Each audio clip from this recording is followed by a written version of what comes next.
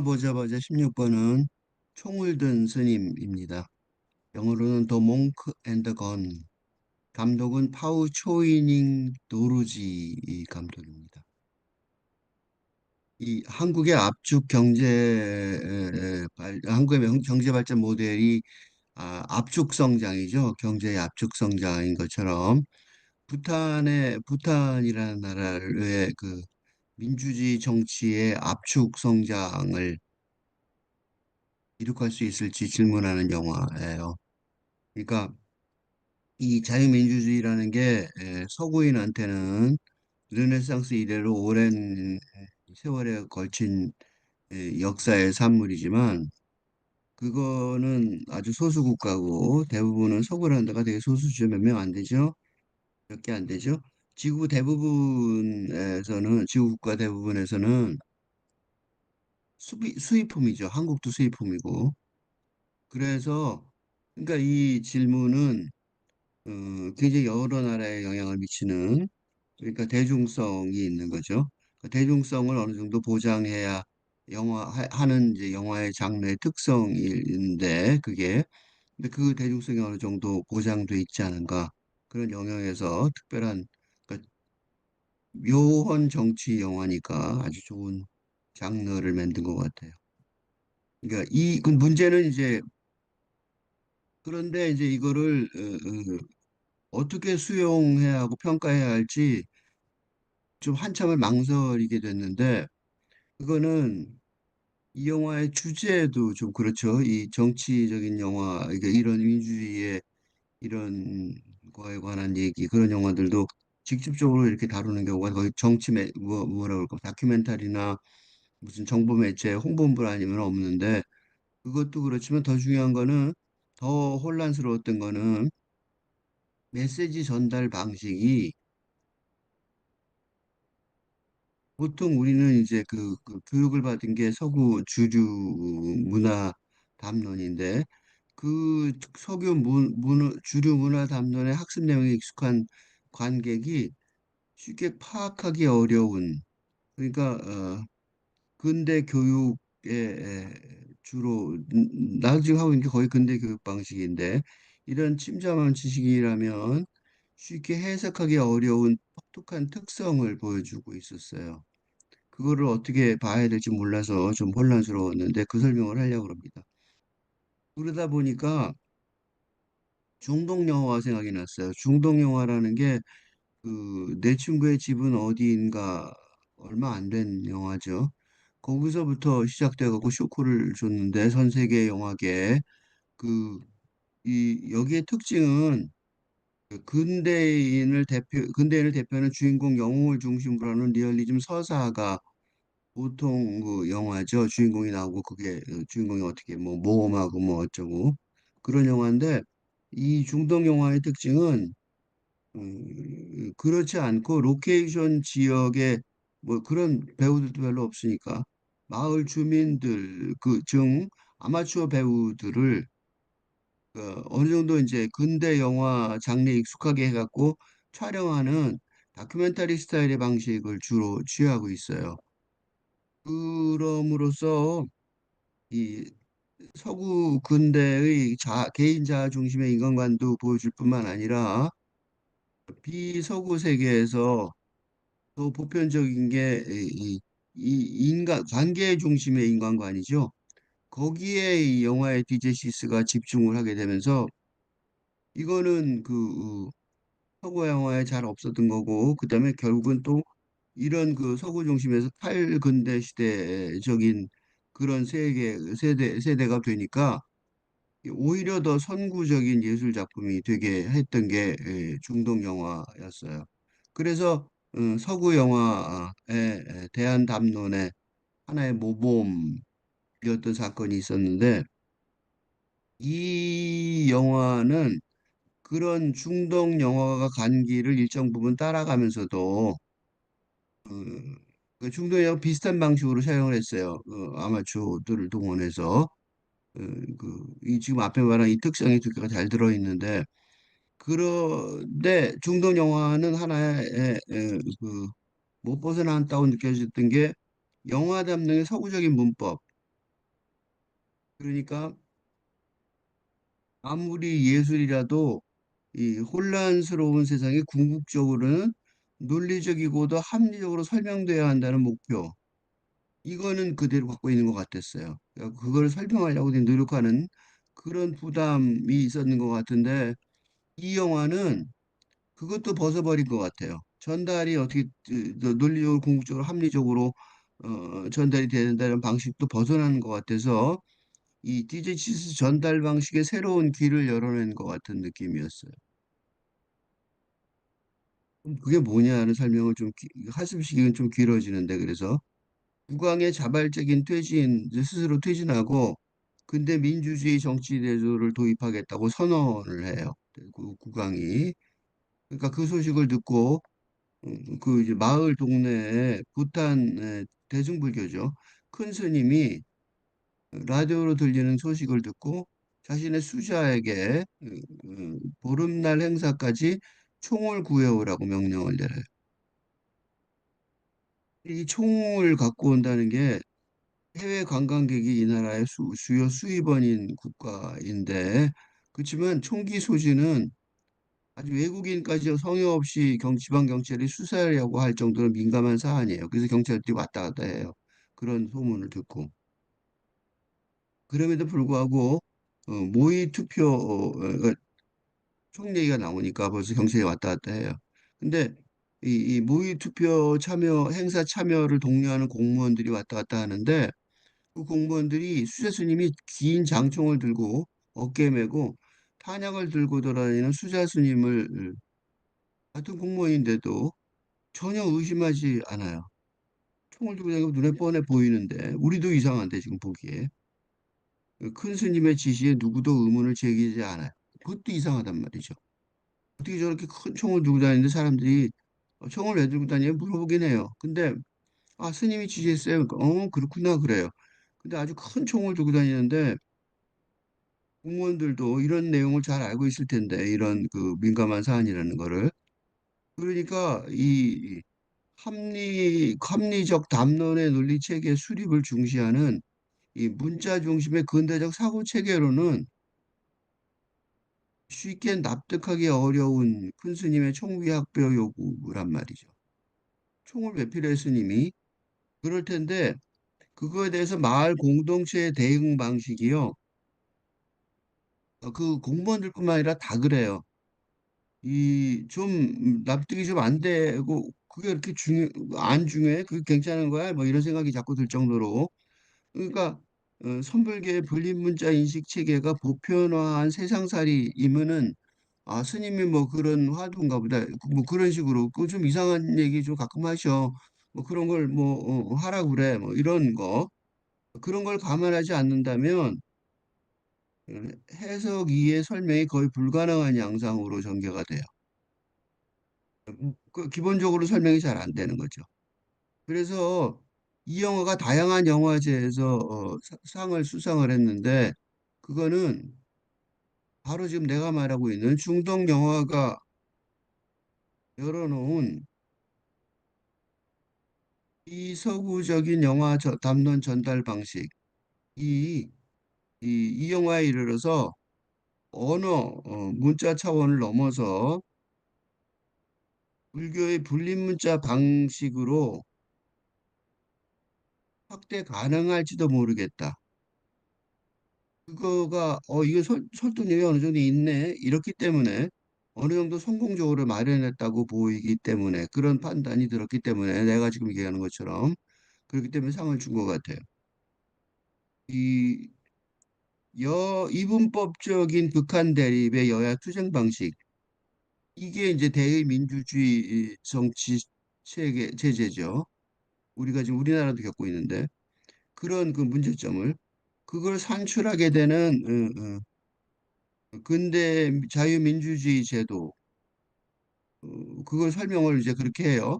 근데 거기서 그게 이 모의 시범 지구예요. 이거 진짜 선거도 아니고 모의 시범 지구에서 벌어지는 일인데 거기서 그러니까 여당과 야당이 필요하니까 빨강 파랑을 둘이를 놓고 이분법적 대립을 하도록 강요를 이렇게 뭐라 교육을 해요. 그런데 그게요. 실질적으로 이 시종마을인데 이 마을이 그죠? 근데 시어머니 파하고 남편 파하고 공동체 내부의 극심한 갈등과 대립을 초래하는 현실을 아이가 막 학교에서 저거 불링을 당하고 그래요. 그런 여론 차원을 보여줘요. 그러니까 이 민주주의 제도, 서구 민주주의 제도, 자유민주주의 제도가 좋은 것 같지만 사실은 이런 극심한 갈등을 초래한다는 걸 보여줘요. 그 부탄의 헌법 제1조를 여러 번 말하는데 행복 추구권을 강조를 하는 사례에서 잘 드러나듯이 1980년대 후반에 벌어지는 일인데 그게 국왕의 제도가 왜 국왕이 바꾸려고 그래? 그럴 정도로 백성들에게 거의 아무런 저항을 불러일으키지 않을 정도로 부탄의 이 기본 정동은 근대 인식 체계와 많이 다른 것 같아요. 꽤 다른 것 같아요. 음, 이렇게 얘기하면 이게 지금 말이 되나 싶은데 그 한 대표적인 사례가 이 영화에 나오는데 미국인이 이 남북 전쟁 시절에 사용된 희귀 골동품 장총을 찾으러 와요. 사러 와요. 그래갖고 7만 5천 달러를 주겠다라고 오퍼를 하는데 그 총기 소지라는 마을 주민이 너무 과도한 금액이라고 거절을 해요. 너무 많이 준다. 그러니까 이제 미국인이 대답을 못 해요. 당황한 미국인이 너무 많다고 그러니까 도대체 어디까지 말해야 될지 모르겠으니까 그러니까 통역사는 이 동네 사람이니까 통역사가 3만 2천 달러를 제시를 해요. 그러니까 마을 사람이 너무 후한 금액이지만 받기로 해요. 이 사인이 여기서 끝나는 게 아니라 그러나 수자가 또 와갖고 그 큰 스님이 총기를 원한다는 말을 듣고 엄청난 돈이었는데 그걸 안 받기로 하고 마세가스로 결정하고 거의 무상으로 양도를 해요. 그러니까 돈을 안 받겠다 아무것도 안 받겠다 그러니까 그 차, 차 입을 좀 줘요. 자신의 큰 빚을 갚을 기회를 포기한 거죠. 이게 빚이 있어서 이 사람이 그걸 돈을 받으려고 했었던 건데 이 마을 주민의 행위가 이게 참 도대체 논리적으로 설명이 잘 안 되죠. 자본주의적인 사고방식으로는. 이 부탄인의 이런 정신 상태를 잘 드러내는 것 같아요. 큰 스님이 느닷없이 총을 구해오라고 지시하는 등 수자에게 내린 이게 약간 화두 같죠. 화두 같은 요구가 관객은 이걸 뭐라고 깨달아야 될지 수수께끼 같은 불린 문자의 깨침으로만 궁극적으로 파악할 수 있을 것 같지만 사실은 궁극적으로 되게 쉽게 이해가 돼요. 마지막 시퀀스가 보름날 행사인데 거기서 큰 스님의 숨겨진 의도가 잘 드러나요.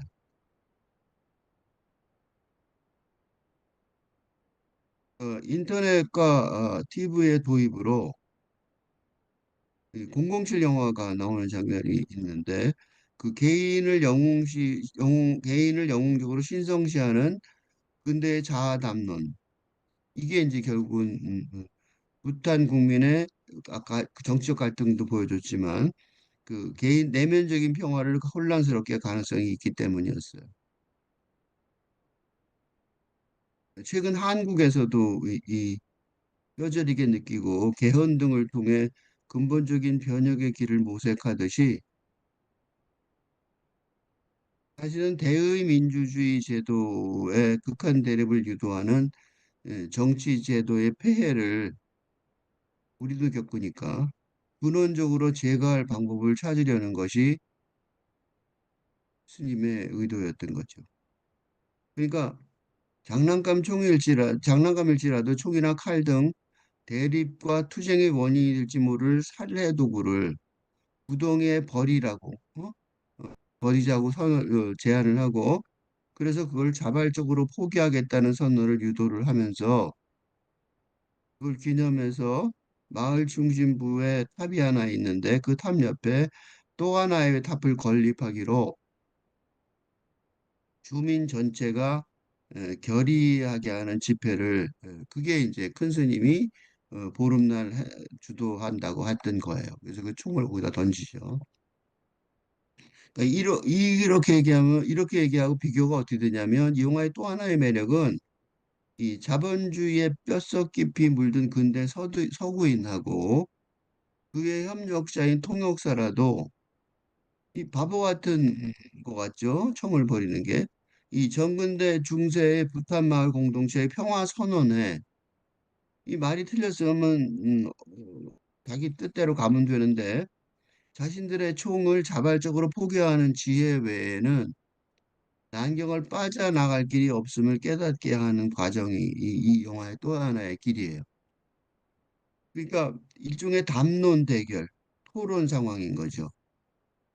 그러니까 하나는 전 큰 스님의 전근대적인 듯한 폭력의 전면 금지 선언이 있고 다른 하나는 신자유주의로 무장한 미국인의 배금주의죠. 근데 이 배금주의는 솔직히 진행되는 사태를 이해하지도 못할 만큼 수준이 너무 낮아요. 미국인이 너무 바보 같아요. 그래서 상황이 이런데도 전혀 일을 못하고 있어서 통역사가 흉기 소지로 체포될 위기를 모면하라고 이 미국인한테 묻지도 않고 물을 시간도 없죠. 자의적으로 총기 공양이라는 아이디어를 즉석에 도출해내는 등 그러니까 자기 총인데도 통역사가 대신 버려주는 거죠. 그러니까 언어 중심의 분리 문자 사상이 보다 선불교의 그것보다 아주 수준이 낮다는 걸 입증하는 거죠. 그러니까 그런 토론이 벌어지는 영화이기도 해요. 토론은 직접 안 벌어졌지만 이 수준의 차이, 이런 수준 차이, 절대 이런 수준의 차이가 났냐? 그게 앞부분에도 나와요. 왜냐하면 총기 구입을 시도하는 앞에 두 장면. 처음에는 아까 얘기했듯이 마을 주민이죠. 마을 주민이 안 팔고 수자한테 주죠. 두 번째는 또 수자가 총을 들고 뻔하게 들고 다니니까 너무 보이잖아요. 가서 총을 나한테 팔라고 그래요. 근데 그 수자하고 협상하는 장면에서 뚜렷이 드러나요.